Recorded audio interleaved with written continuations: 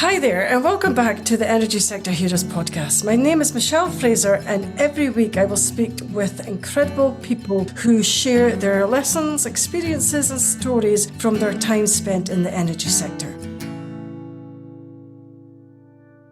Hi there, and welcome back again to this week's episode. If you're new to the show, then please take a second to subscribe and even consider sharing the show with just one other person. This week, I am joined by Gareth Evans. Gareth is the CEO and founder of VECKTA.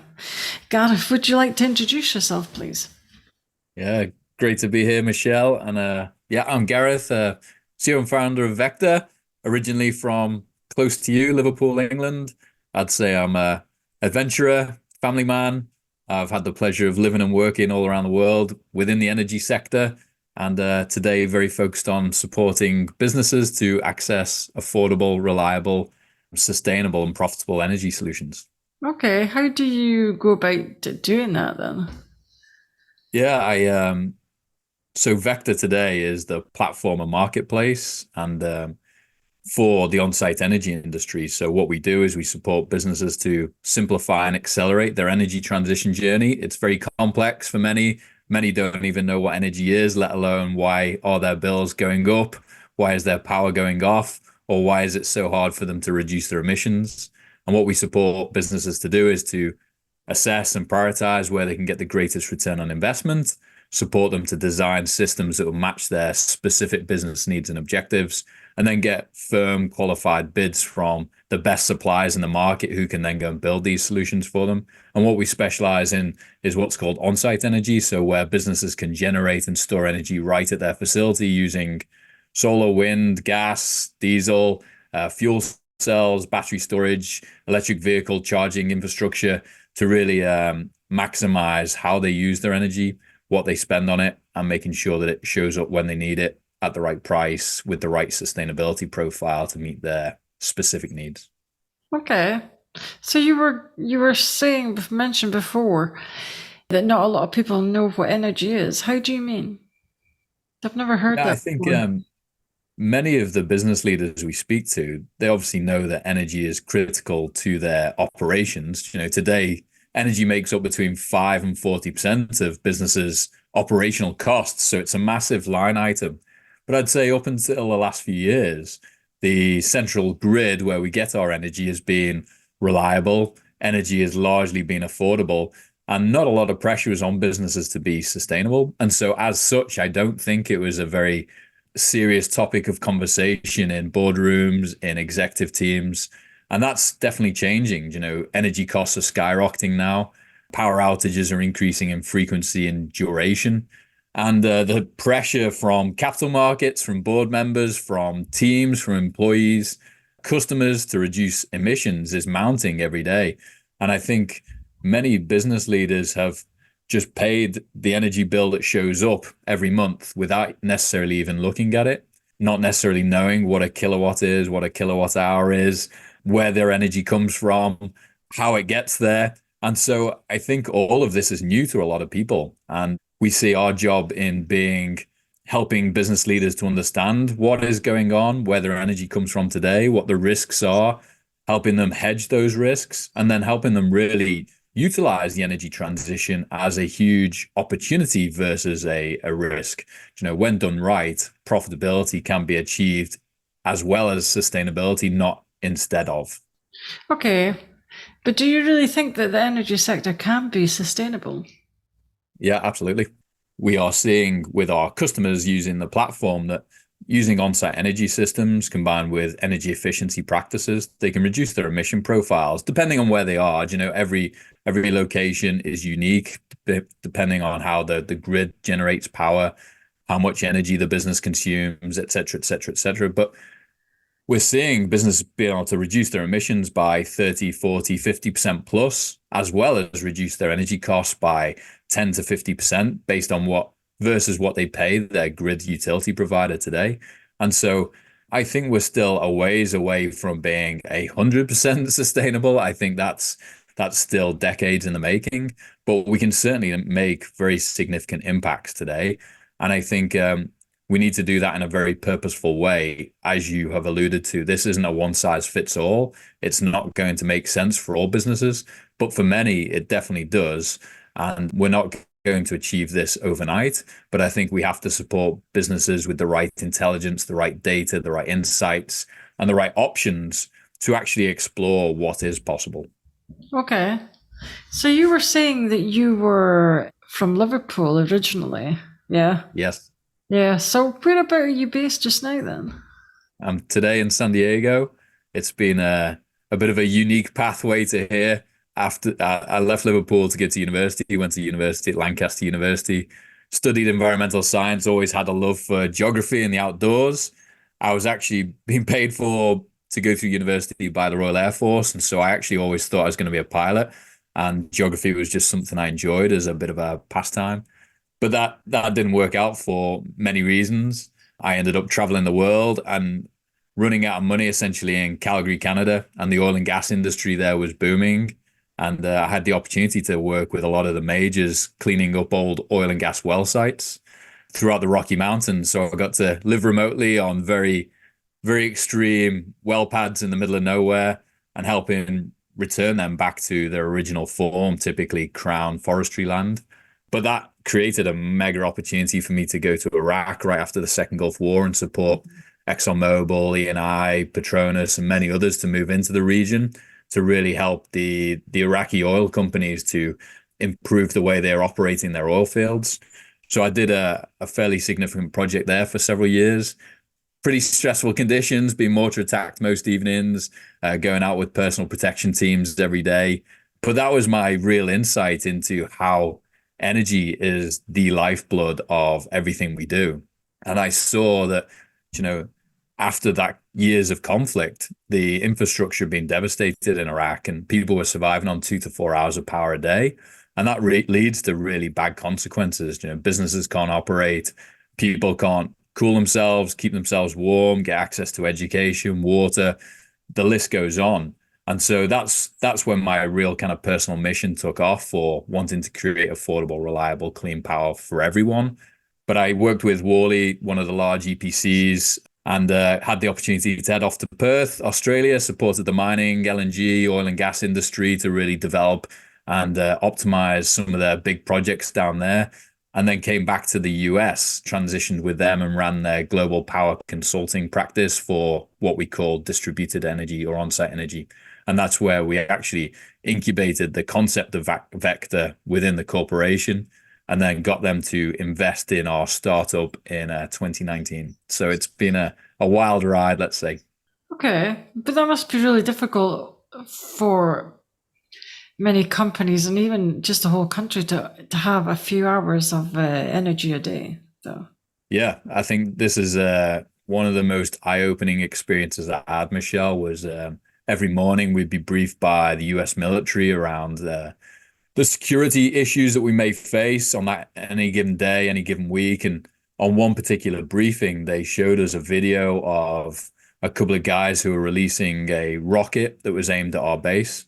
And the military had access to equipment where they could detect the point of origin from where the rocket was launched. And then they were able to go out and see if they could capture the people.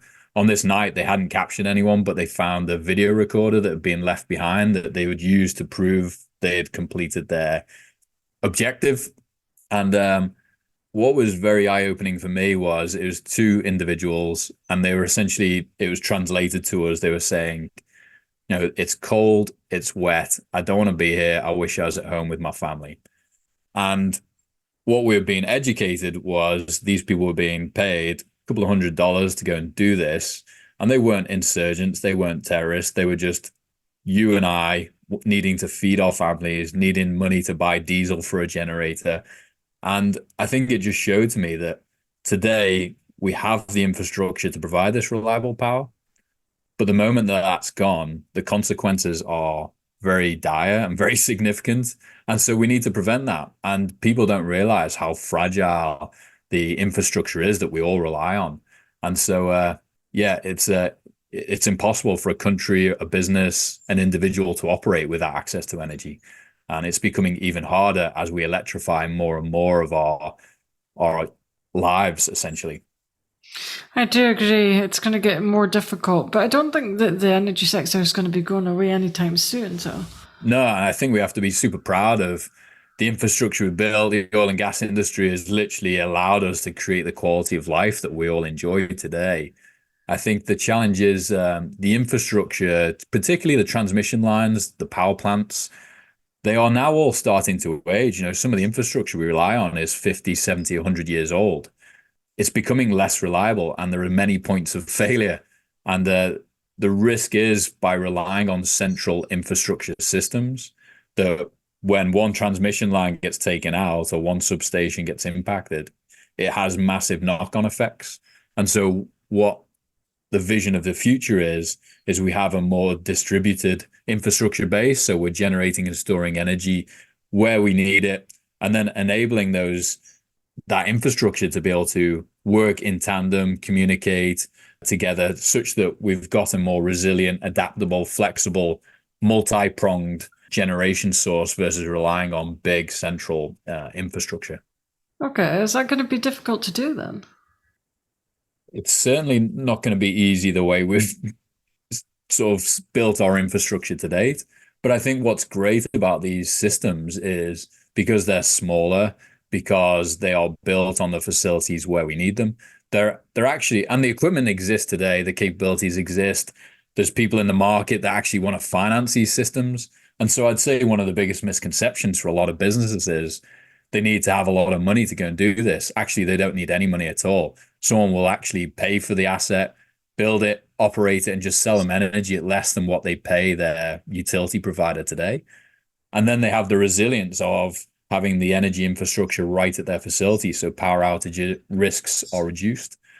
And they're able to hedge their prices for 20 to 30 years. A lot of people have done that with oil and gas and other things, but they haven't done it with electrical energy. And you can do that with an on-site system.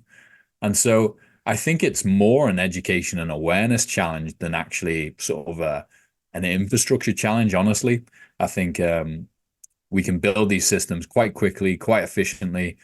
If we want to integrate them into the grid, that certainly adds its own complexities. But today, the opportunities exist to really gain a lot of value with not a lot of cost to the business. Like the risk profile is very, very positive. Okay, so how long does it take to build them then? That's what we really want to disrupt. If you rely on the way the market works today, using service-led practices, whether it be consulting, engineering companies, relying on suppliers to sell you the right solution. We've seen it take anywhere from 1 to 3 years because there's just so much kind of wastage in the system. There was a study done here in the US that said anytime we deploy an on-site energy system today, up to 70% of the costs are in kind of what we call soft costs, consulting, engineering, procurement, contracts, negotiations, et cetera, et cetera. And so what we've done is we've automated a lot of that process through technology. And so we've now supported customers to assess, design, and then competitively procure systems in less than 3 months. In terms of being able to actually physically build them, it doesn't take very much time. It's solar panels on a roof. It's a battery shipping container deployed at the site and wired up. The actual complexities of these systems aren't too significant on the ground. It really comes down to internal stakeholder approvals, corporate practices, and being confident to act on the data that they've received. So that's what we really want to support businesses to do, is make very informed, data-driven decisions where they can see the cash flow analysis over a 20-year or more period, and then have firm competitive quotes from the best suppliers in the market. And by driving that competitive process, we can save our customers up to 30% in capital costs. And instead of spending millions of dollars on consultants or engineers, we've compressed that down to very cheap technology-enabled access. So we kind of removed the cost, schedule, complexity barriers out the way. And now it's about trying to educate the market through conversations like this for businesses to really embrace the opportunity. Okay, sounds interesting. But connecting to the grid, because I've had quite a few different people on the podcast, but and they always say connecting to the grid is one of the major difficulties. It is. That's definitely one of the hardest permitting processes, and especially it's It's very different by utilities. Some utilities will really support this because they see it as, they don't have to invest in generating more energy to meet the business's needs, so they can direct energy elsewhere. Some people see it as them potentially losing a customer, so they make it very hard to do this. So it's very dependent and different based on who your utility provider is today. But certainly the grid today is maxed out. It doesn't have the capacity to have more resources tied into it. And I think that's the real opportunity for distributed energy is instead of bringing on these hundreds, if not thousands of megawatt utility scale systems, which we have to build a lot of new infrastructure for, which takes 5, 10, 15 plus years to design, permit, construct. We can now do it in far smaller chunks. So it's a totally different approach to the market. Okay. Sounds amazing, actually. Hmm. So what is the most challenging thing about your current role then? So we launched the business 2019, end of 2019, and immediately thereafter, COVID came about. And so I'd say one of the biggest challenges has been I had this vision of being this cool startup, all in an office together, whiteboarding, ideating, innovating.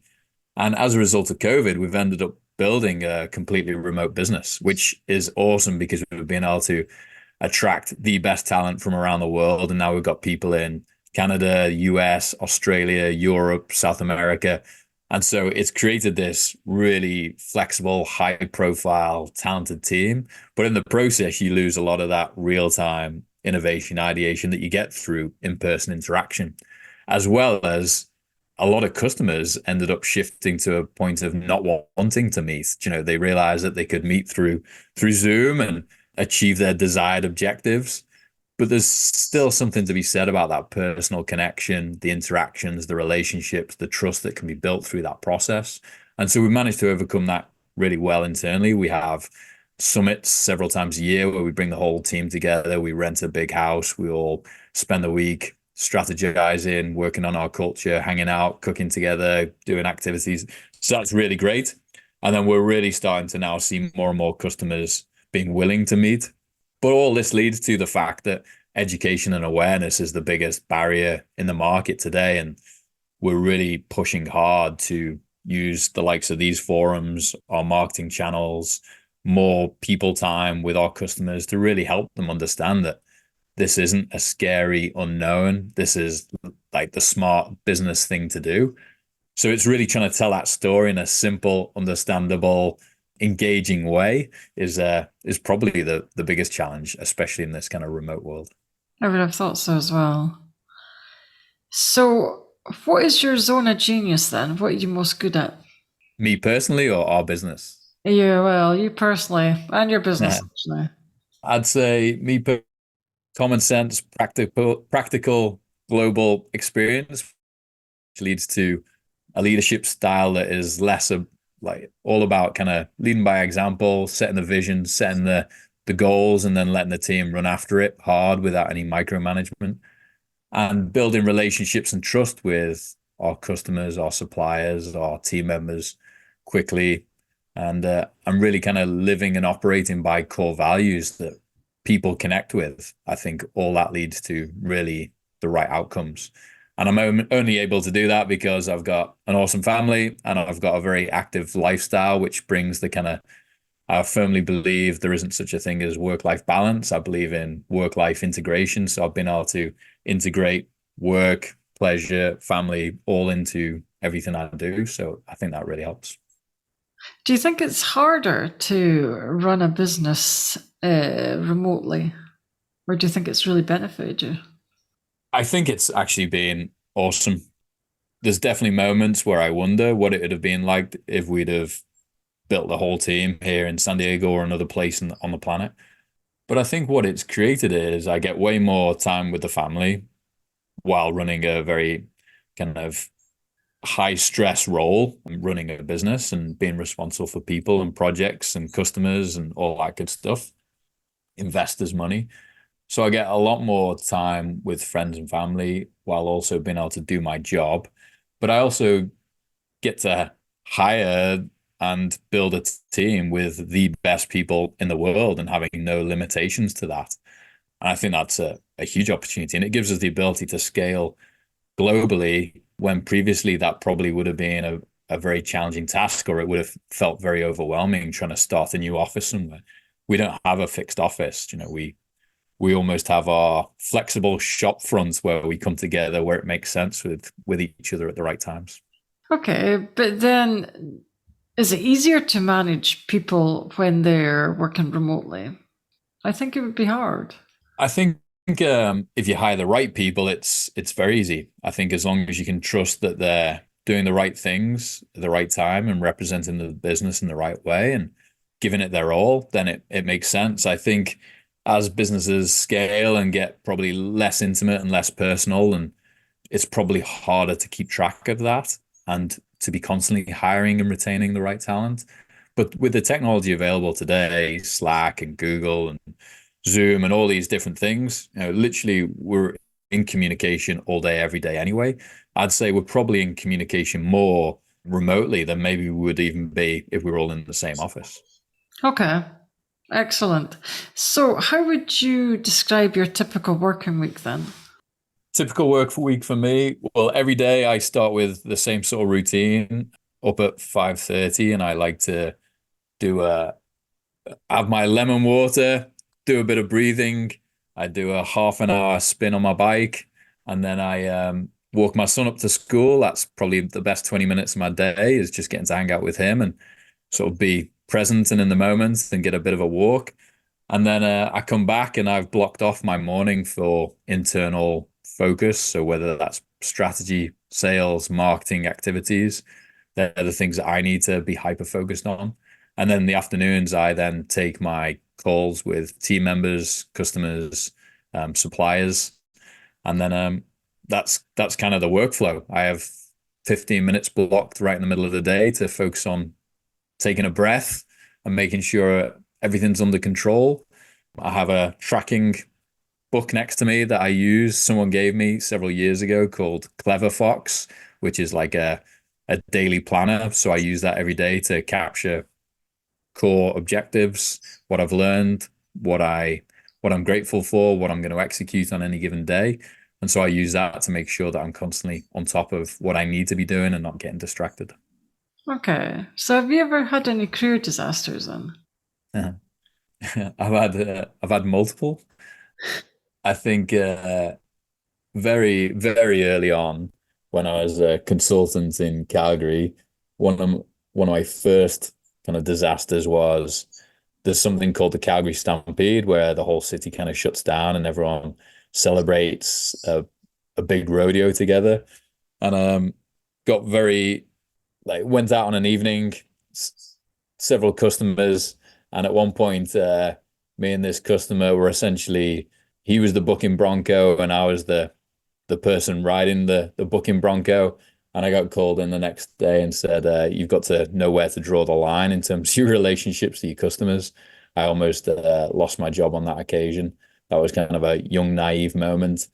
Another one was in Iraq, actually. I was responsible for a team of 15 people, and we're all obviously working and operating under very stressful conditions.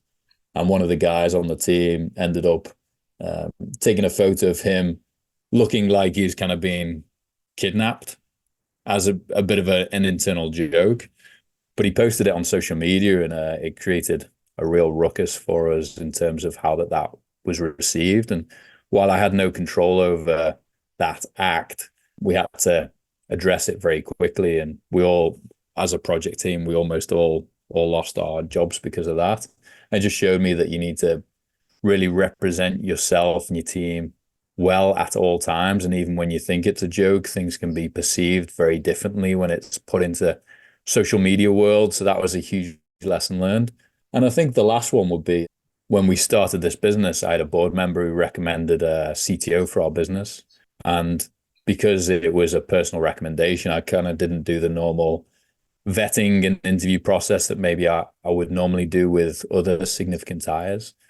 And the individual ended up being very toxic for the business and culture. And it took me probably over 6 months to work them out of the business. And it kind of set us back a lot and created a lot of turmoil within the team. So I think the lesson learned there was regardless of who recommends them, even if they're the closest people to you, do your due diligence on who you're bringing into the team, because as they say, one apple can spoil a barrel. And I think until you've lived and breathed that, you don't realize how true that is. So a few examples. Do you really think that toxicity can cause a lot of problems in any business? Massively. Yeah. I think particularly within, you were talking about remote teams before, and I think one of the primary challenges is in a situation like that, I was in daily contact with the likes of the CTO, and I'm being fed a picture of what's happening that is very different and maybe what the people reporting to him feel. And having visibility of that and being able to kind of see through that and having a relationship with the employees enough that they're willing to come to you with concerns and challenges that they're experiencing. I think that is one of the risks of remote, is being able to tell what is actually going on and whether you're seeing and hearing the right things. And so that's where culture and values really comes into that. So our key values are challenge limits, empower co-creation, adapt purposefully. And we use that all day, every day now to do everything, drive everything we do in the business. But I think one toxic person actually can destroy the whole culture and value system of everything you do. Okay. So how do you actually deal with that then? Because that must be hard as a CEO to deal with that. Yeah, extremely hard, especially when the legal implications of managing people at the business is very challenging, regardless of where you are in the world. Regulations change quite significantly, but having senior people in the business who have been around the block and know how the system works, as soon as they get a whiff of there being an issue, they can play the system quite strategically and make it very challenging. And so, yeah, it's about doing your due diligence, documenting the challenges, making sure there's very clear conversations explaining why there is a problem, and then at the right time with the right evidence and the right support, acting on it.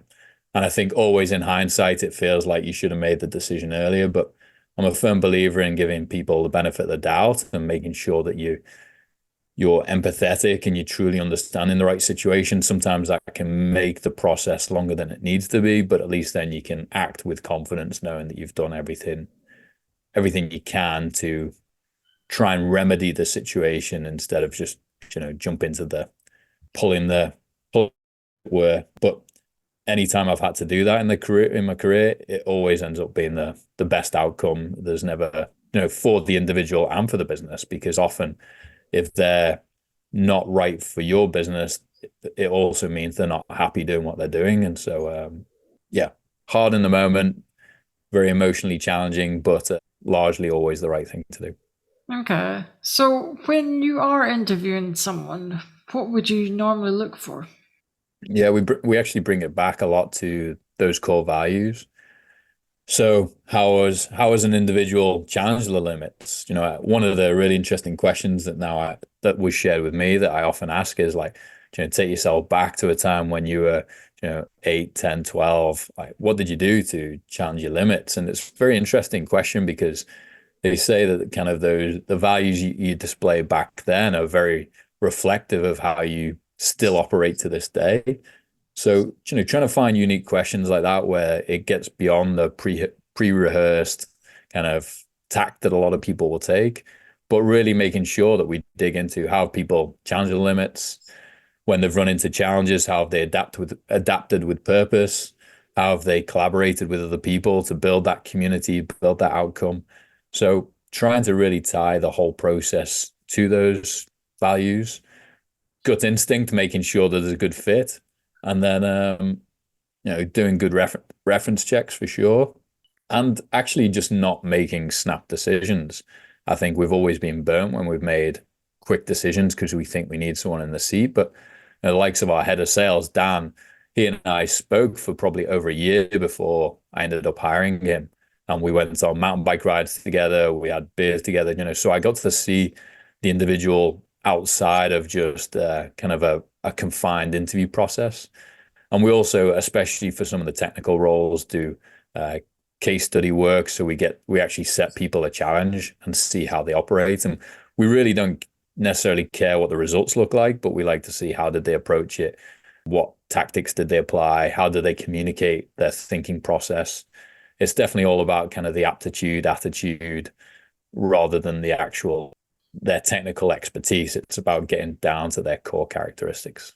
Okay. But then I think that would be quite a hard question to answer. I mean, how would you challenge yourself? How did you challenge yourself as an 8-year-old? That would be quite hard to answer, actually. Yeah, and I think that's kind of the beauty of it is people have to actually reflect on.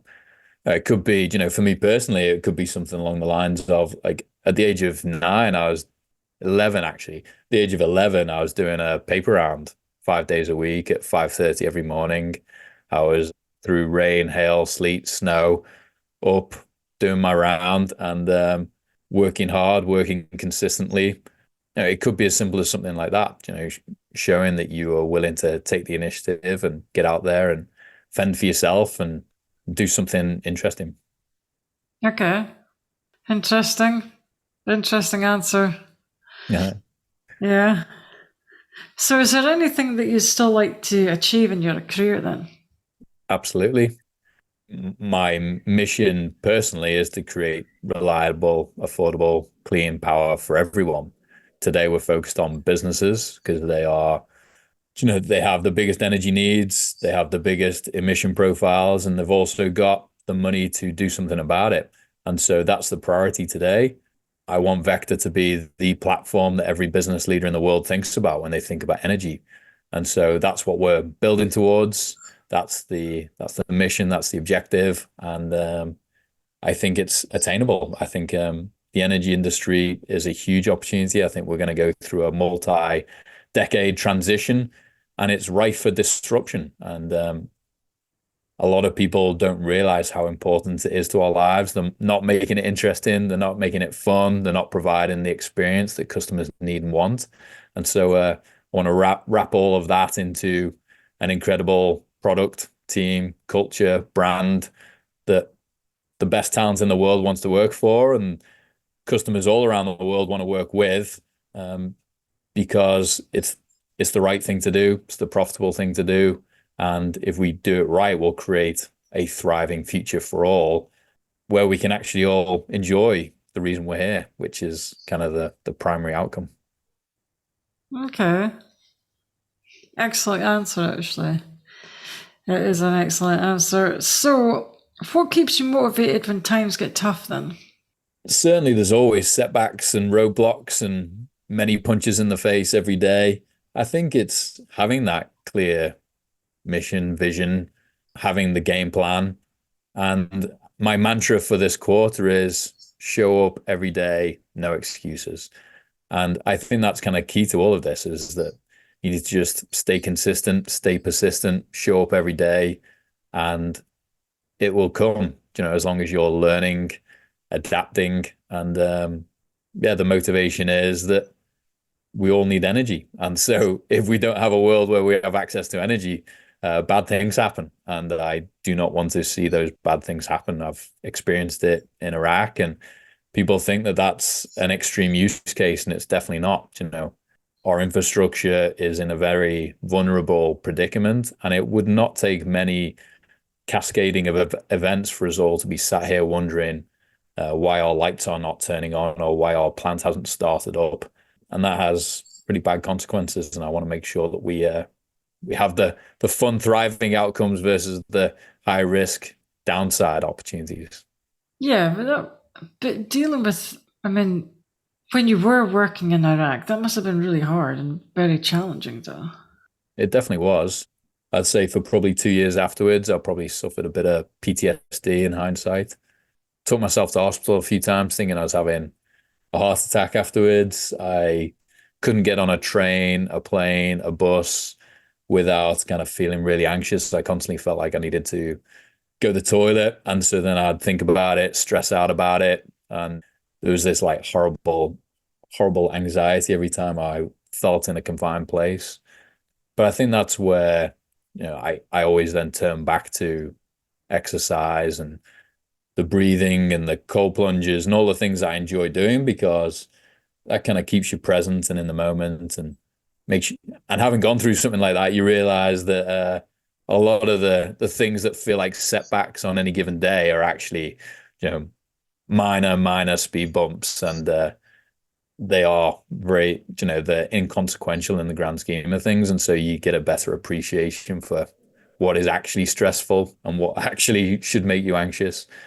And I think bringing the right energy and positivity and the right integrated lifestyle to the problem statement allows you to kind of keep going. Okay. So this year, you're going to just focus, is your main activity to focus on growing your business then? Yeah, we've got amazing kind of global enterprise customers, and it's all about making sure that they achieve their desired objectives and outcomes. And success for us is when businesses deploy the projects and get the benefits in terms of cost savings, reduced emissions, things that they can use to really benefit their business. So that's the real push. We've built an amazing platform. We're constantly optimizing that. So there'll be lots of developments there to support customers to really plan their energy transition strategies at scale and consider on-site energy, but also understand, if I was to execute energy efficiency, how would that support me? If I wanted to buy renewable carbon credit offsets, how much would that cost me? How would that feed into my strategy? So being able to provide that kind of holistic strategy for their energy transition. And I think a big part of that, we've got our own podcast called Renewable Rides. So really continuing to grow that, because it's these sort of conversations that I think really help people build that awareness and understanding in a very non-conflicting way. It should feel a lot more engaging and understandable. So constantly trying to simplify the story and make people see what's possible. That's kind of the big push for me personally. The rest of the team has the sales, the marketing, the product under control. For me, it's about maybe being a bit more of the face of the business, building our brand and taking it beyond kind of our direct network and expanding that globally. So everybody is talking about the reducing their footprint to as near as net zero as possible. Do you think that you would be able to contribute to that then? Yeah, 100%. Actually, there's some studies that show that of all the companies that have committed to net zero, literally less than 7% of those companies actually have an energy transition plan in place. And less than 1% are actually going to achieve those objectives based on their plans today. So the opportunity is huge. The risk for these businesses is mounting. I think a lot of people have realized that they set these goals. They didn't have a plan in place. They went out and bought a bunch of carbon offsets. They're now being called out for greenwashing. And there's an opportunity here to act and actually reduce your emission profile directly versus doing it through someone else. And I think that's how we will have a huge impact, is supporting businesses through solar, through wind, through batteries, through EV chargers, through gas turbines, to reduce their profiles right at their facilities, but actually then get the win-win benefit of increased resilience and reduced costs. Okay, because I thought most companies would have a pretty secure plan about how they were going to reduce their carbon footprint. That's what we'd all like to believe, and it's certainly, I think, what we would be led to believe, whether you read sustainability plans or other. But these are studies done by the leading management consultants in the world that would kind of publicly put out these statistics. And I think we're always surprised, even the biggest businesses in the world, they may have, tactically done a few things, but they don't have a very holistic, well thought out, well monetized strategy or plan to execute at scale. And this is the challenge. And it's easy to do one or two projects. But if you're a company that's got tens, hundreds, thousands of facilities around the world, how do you ensure that you are targeting the facilities with the greatest return on investment, and you're doing that at scale? So this is what we want to really unlock, is that scalability. Okay. And how do you propose to unlock the scalability then? Well, through our platform, we can literally ingest hundreds, if not thousands, of sites all around the world. And, with very little data from the customer, we're able to immediately show them across their entire portfolio what the opportunity is, where they get the greatest return on investment, how much emissions they could potentially reduce, what the right system would be for their business. And then once we've done that, we can help them then for the high priority sites, actually in a solution agnostic way. We're not trying to sell anyone anything. We actually look at how are they using energy today? Where do they get it from? How much is it costing them? And then we design them a system that will achieve whatever their business objective is, cost, resilience, or emission reduction. And so we look at all technologies equally and we run very complex optimizations. We look at hundreds of thousands of different variables. And so the whole industry is working on spreadsheets, and you cannot look at this problem statement from the simplicity of a spreadsheet. It takes very complex sort of engineering, math, science.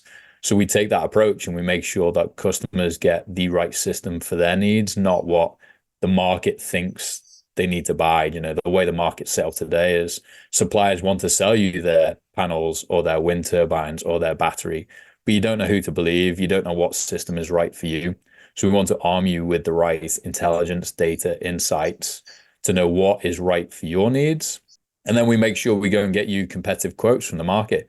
So instead of you relying on the one or two suppliers that you can Google or that are in your network because you've worked with them in the past, it doesn't necessarily mean that they're the right supplier for this particular project. So we screen the suppliers, we pre-qualify them, and then we make sure we put out a bid to the market, which drives the best outcomes for you, manages your risks, your performance guarantees, warranties, contractual needs.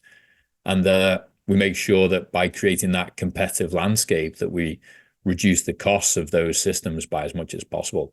The cheaper we get the systems, the more people adopt them, the more of these systems we build, which reduces the cost further. So it becomes a self-fulfilling cycle. So we want to really unlock that self-fulfilling cycle and make these systems really accessible to businesses at scale.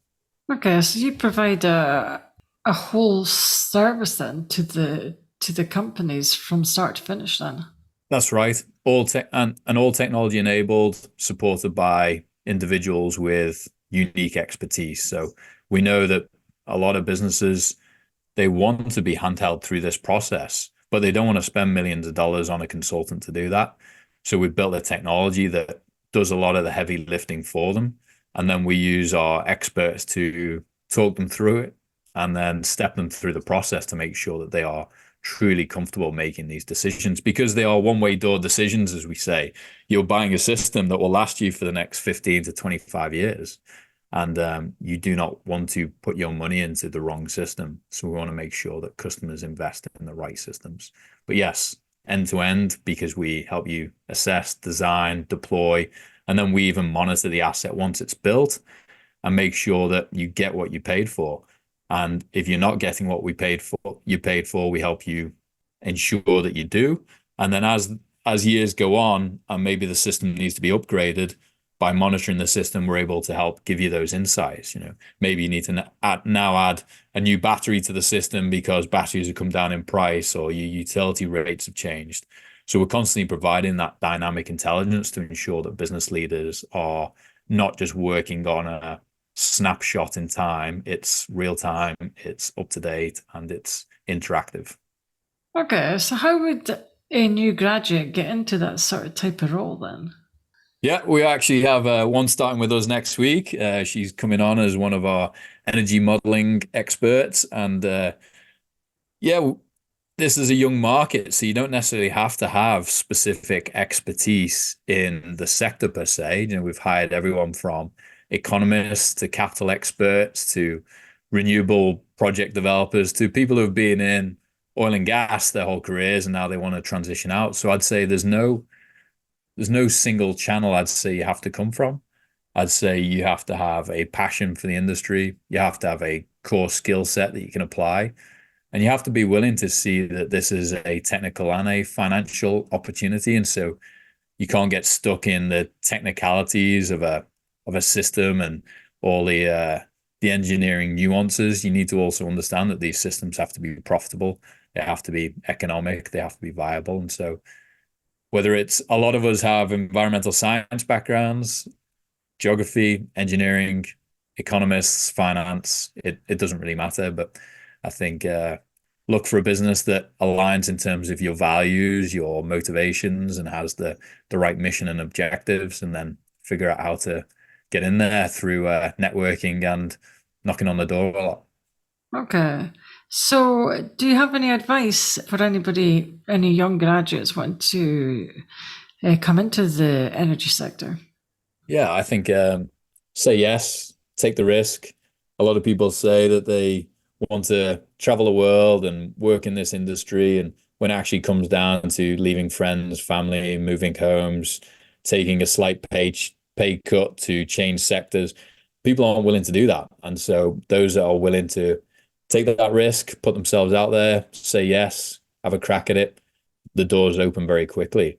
And don't just use the technical side of the industry to get in. My first job, I was given it because I knocked on the company's door incessantly until they got bored of me knocking. And then when I got interviewed, they had a race coming up, a running race and a mountain bike race. And I said I'd be willing to join the corporate team. And so they hired me on that basis, I think, versus my technical experience. And so a lot of it comes down to personality and timing and having a unique background that is interesting to people. Okay. So do you think that persistency is quite key to getting maybe your first start in a company then? Yes. Especially if you see a specific company that you're hyper focused on wanting to work with. I think we see today that people are so overwhelmed with information, whether it be through social media or their emails or internal Slack or team channels, that unless you're showing up and unless you're showing up in a way that's adding value to people, you're not going to get a look in. So definitely don't be persistent by just ask. It's being persistent by creating value, showing a proactive approach, bringing something unique or different, and being actually willing to get out and socialize and network. And so finding the people that you want to interact with in unique places. Okay. So I'm going to ask you maybe one final question. If you could turn back time, would you change anything? I would not. It's been a wild ride so far. I think fit a lot in, done amazing things, and excited for where it's gonna lead to. I think the biggest lesson is probably just always being live in the moment, take things as they come. And my favorite quote is live life on the edge or you're taking up too much space. And so I think you're not going to get to where you want to go without taking some risks and making some mistakes. And it's not worth getting sucked into thinking about the past. Got to crack on and move forwards. I think that's excellent advice, actually. Okay, I'm going to wrap things up now. That's all the questions I have today. I would like to thank Gareth for your time. That brings us to the end of another episode. Thanks for listening and see you next week. That brings us to the end of another episode. Thanks for listening. If you enjoyed the show, I'd like to gently encourage you to leave a 5-star rating wherever you listen to podcasts and share the show with another person. You can also follow me on LinkedIn or via my website, www.michellefraserconsultancy.com. Thanks again for listening and see you next week.